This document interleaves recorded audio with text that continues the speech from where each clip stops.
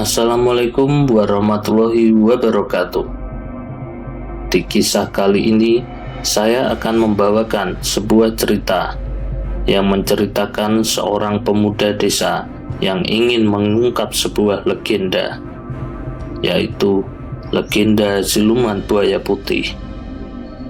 Namun sebelum lanjut, buat kalian yang baru bergabung di channel ini, silahkan klik tombol subscribe, tombol loncengnya, agar kalian tidak ketinggalan cerita terbaru dari channel ini. Dan seperti apa cerita kali ini? Langsung saja kita masuk ke ceritanya. Pertemuan dengan buaya putih.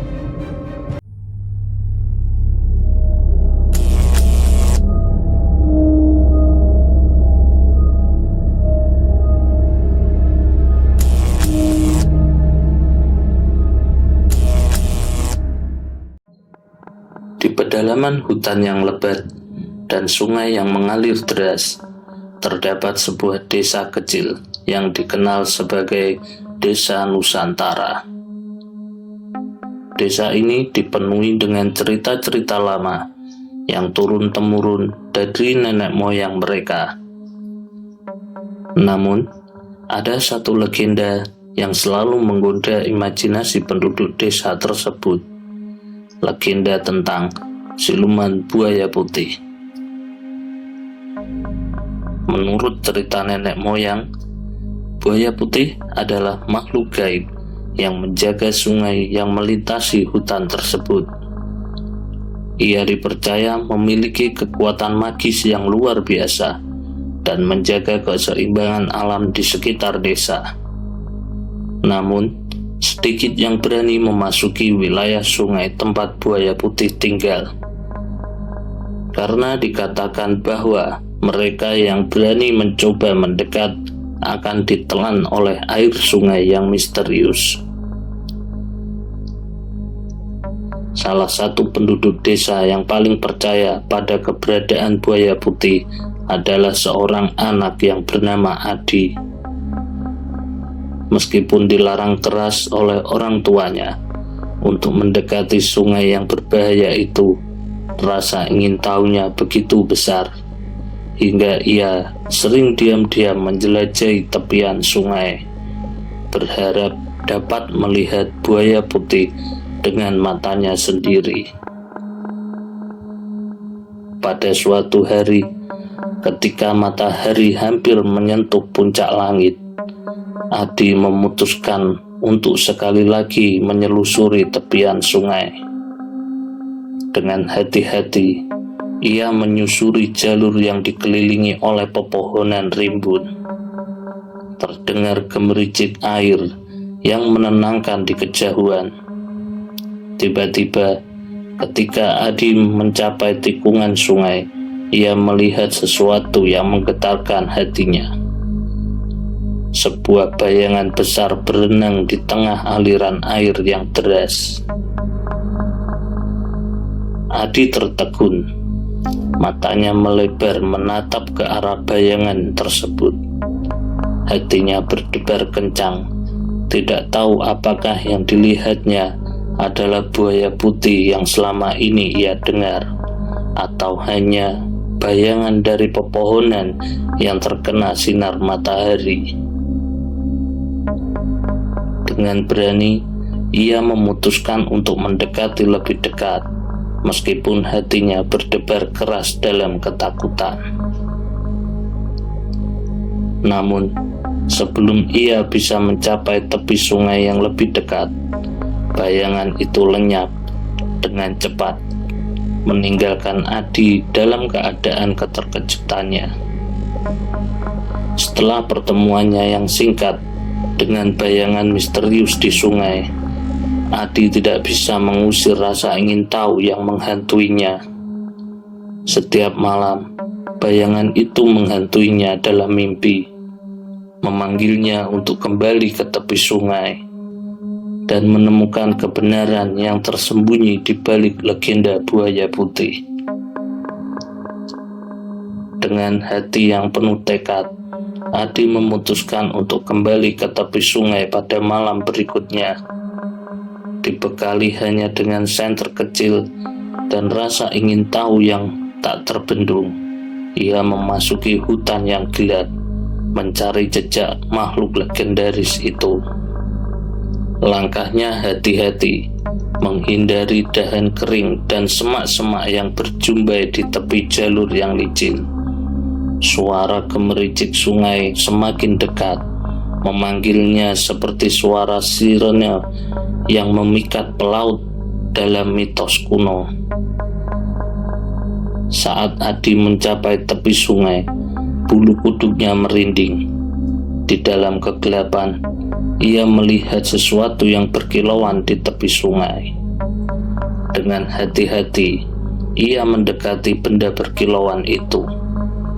Dan ketika cahaya senternya menerpa, ia terkejut mendapati sepotong benda yang mengkilap, yaitu sebuah gigi buaya yang sangat besar, putih bersih, dan bersinar di bawah cahaya remang-remang. Ini adalah bukti yang tak terbantahkan dari keberadaan buaya putih. Mata Adi berbinar-binar dalam kegembiraan. Namun, kegembiraannya segera berganti dengan rasa cemas ketika ia menyadari bahwa ia bukanlah satu-satunya yang menemukan jejak ini. Saat ia menengok ke sekeliling, ia melihat bayangan yang bergerak di semak-semak di seberang sungai. Ini bukan lagi bayangan, melainkan sosok yang nyata. Seorang pria tua dengan berjubah hijau yang memudar. Mata tajam menatapnya dari balik kacamata yang berdebu. "Kau menemukan jejakku," kata pria tua itu dengan suara serak. "Tapi tahukah kau apa yang akan kau hadapi jika kau terus mengejar legenda ini?" Adi terdiam, tetapi tekadnya tidak goyah. "Saya hanya ingin tahu kebenarannya. Saya ingin melihat buaya putih dengan mata kepala saya sendiri." Pria tua itu mengangguk, seolah mengerti keinginan Adi. "Sungai ini memiliki rahasia yang lebih besar dari yang bisa kau bayangkan, anak muda. Tapi hati-hati dengan apa yang kau cari, karena kebenaran bisa menjadi lebih berbahaya daripada mitos itu sendiri." Dengan itu, pria tua itu menghilang ke dalam kegelapan, meninggalkan Adi sendirian dengan pikiran yang berputar-putar. Apa rahasia yang disembunyikan oleh sungai itu? Apakah buaya putih itu benar-benar ada, atau apakah itu hanya bagian dari imajinasi penduduk desa? Dengan bingung, namun tetap bertekad, Adi kembali ke desa dengan pertanyaan-pertanyaan yang lebih banyak daripada jawaban. Dan dengan setiap langkah yang dia ambil, dia semakin dekat dengan kebenaran yang tak terbayangkan, yang menantinya di dalam jantung hutan. Keesokan harinya, Adi masih dipenuhi oleh pertanyaan-pertanyaan yang menghantui pikirannya. Dia merasa semakin yakin bahwa dia harus mengejar kebenaran di balik legenda buaya putih. Meskipun rasa takut menyelinap di dalam hatinya. Dengan hati yang berat, dia memutuskan untuk berbagi temuannya dengan sahabatnya, Rani. Rani adalah teman masa kecil Adi, seorang gadis pemberani dan cerdas. Meskipun awalnya ragu-ragu, Rani akhirnya tergugah oleh semangat dan keingintahuan Adi. Bersama-sama, mereka membuat rencana untuk menyelidiki lebih lanjut keberadaan buaya putih dan rahasia yang tersembunyi di sungai.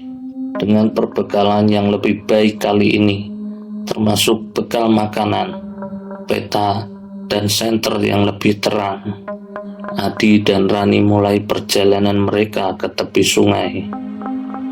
Mereka menelusuri jalur yang sama yang sudah dikenal Adi sebelumnya.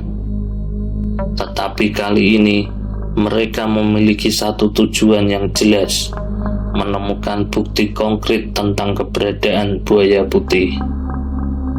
Setelah beberapa jam berjalan, mereka tiba di tempat yang sama, di mana Adi menemukan gigi buaya yang mengkilap. Namun, kali ini mereka menemukan jejak yang lebih jelas, jejak-jejak besar di tanah lembab di tepi sungai. Mereka mengikuti jejak itu lebih dalam ke dalam hutan, semakin dalam ke dalam wilayah yang belum pernah mereka jelajahi sebelumnya. Saat matahari mulai tenggelam di balik puncak-puncak pepohonan, mereka tiba di sebuah gua yang tersembunyi di tebing sungai. Di dalam gua itu, mereka menemukan sesuatu yang membuat mereka terpana, yaitu sarang buaya putih. Di dalam sarang itu terbaring telur-telur putih yang sangat besar, berserakan di sekitar lapisan pasir yang lembut. Mereka berdua terdiam, terpesona oleh keindahan alam dan rahasia yang tersembunyi di dalamnya. Namun, kebingungan mereka segera berganti dengan rasa takut saat mereka mendengar suara gemuruh di balik mereka. Dengan cepat, mereka berbalik dan menemukan diri mereka berhadapan dengan makhluk besar yang terbaring di ambang gua. Matanya memancarkan kebijaksanaan dan kekuatan yang tak terbantahkan. Dan Adi dan Rani merasa kagum dan takut pada saat yang bersamaan. Tetapi mengapa kalian berani masuk ke dalam wilayahku? Tanya buaya putih dengan suara yang dalam dan tenang. Adi dan Rani saling pandang, mencari jawaban yang tepat. Akhirnya, dengan hati yang gemetar, Adi menjawab, "Kami mencari kebenaran. Kami ingin tahu rahasia yang tersembunyi di balik legenda Anda." Buaya putih mengangguk, seakan menghormati keberanian mereka. "Kalian telah menunjukkan keberanian dan keingintahuan yang langka. Namun, perjalanan kalian belum selesai. Ada lebih banyak yang harus kalian ketahui tentang dunia ini, tentang alam, dan tentang diri kalian sendiri." Dengan itu, buaya putih mengizinkan mereka untuk meninggalkan sarangnya dengan satu syarat. Mereka harus berjanji untuk kembali dan belajar dari kebijaksanaannya. Adi dan Rani mengangguk setuju, merasa terhormat oleh kepercayaan buaya putih tersebut.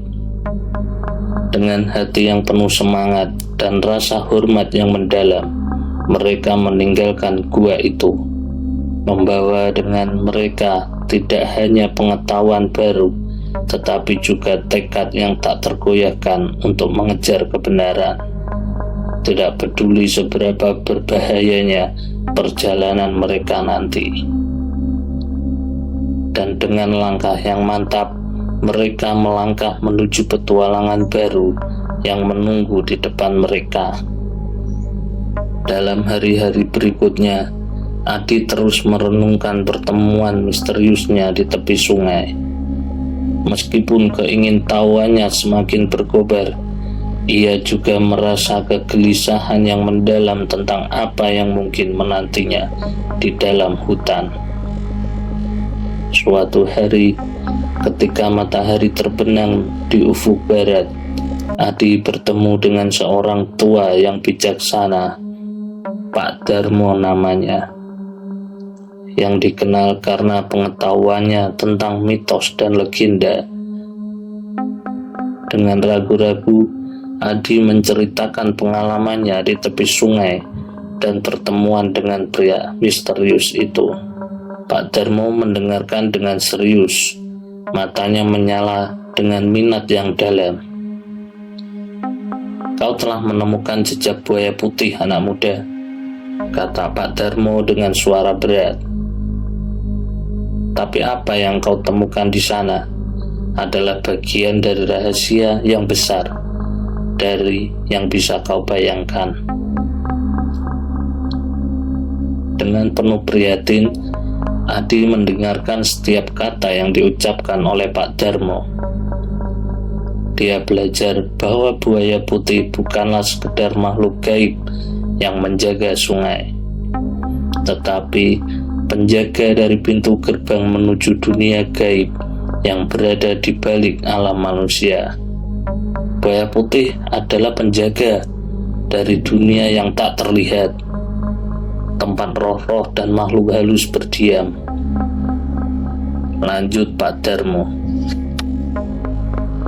Dia adalah perantara antara dua dunia, dan keberadaannya adalah keseimbangan alam yang rapuh di desa ini.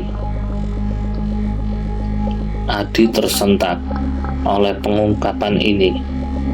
Dia menyadari bahwa perjalanan untuk menemukan buaya putih bukan sekedar pencarian kebenaran, tetapi juga sebuah tanggung jawab besar untuk menjaga keseimbangan alam di desanya. Terima kasih buat kalian yang telah menyimak cerita ini sampai habis. Saya mohon maaf jika ada salah dalam pengucapan saya. Akhir kata, saya mohon undur diri. Sampai jumpa di cerita berikutnya.